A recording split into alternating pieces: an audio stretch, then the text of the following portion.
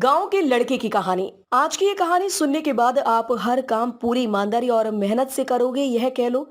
ये कहानी आपको मजबूर कर देगी पूरी ईमानदारी और मेहनत से अपना काम करने के लिए। ये कहानी है एक गांव के लड़के की। घर की मजबूरी और पैसों की कमी की वजह से वह दूर शहर काम करने के लिए जाता है ताकि वहां से कुछ पैसे कमा पाए, जिससे उसका और उसके घर वालों का खर्चा पूरा हो पाए। वह लड़का काफी दिनों तक काम की तलाश करता है और आखिरकार उसे काम मिल जाता है। वह लड़का अपना सारा काम पूरी ईमानदारी और मेहनत से पूरे दिन करता है।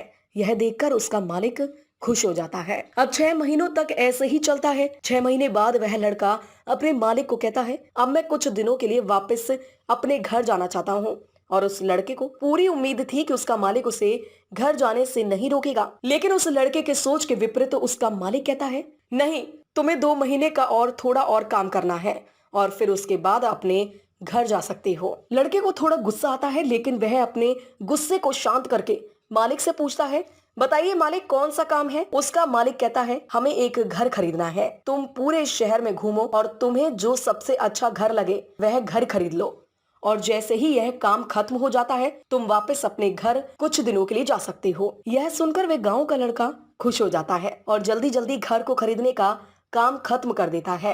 वह मालिक के पास जाता है और कहता है, मालिक, मैंने सबसे अच्छा घर आपके लिए खरीद लिया है। मालिक हैरान हो जाता है और कहता है, सिर्फ 10 दिनों में तुमने अच्छा सा घर खरीद भी लिया। गांव का लड़का कहता है, हाँ, ये घर काफी बढ़िया था, इसलिए मैंने खरीद लिया। और कहता है कि क्या अब मैं अपने घर कुछ दिनों के लिए वापस जा सकता हूँ। मालिक कहता है, नहीं, तुम सिर्फ 2 दिनों के लिए अपने घर वापस जा सकते हो। गांव का लड़का कहता है, अरे मालिक, मुझे गांव जाने में ही 1 दिन लगेगा, तो कैसे भला मैं 2 दिनों में वापस आ जाऊं। मुझे मेरे परिवार के साथ वक्त भी बिताना है।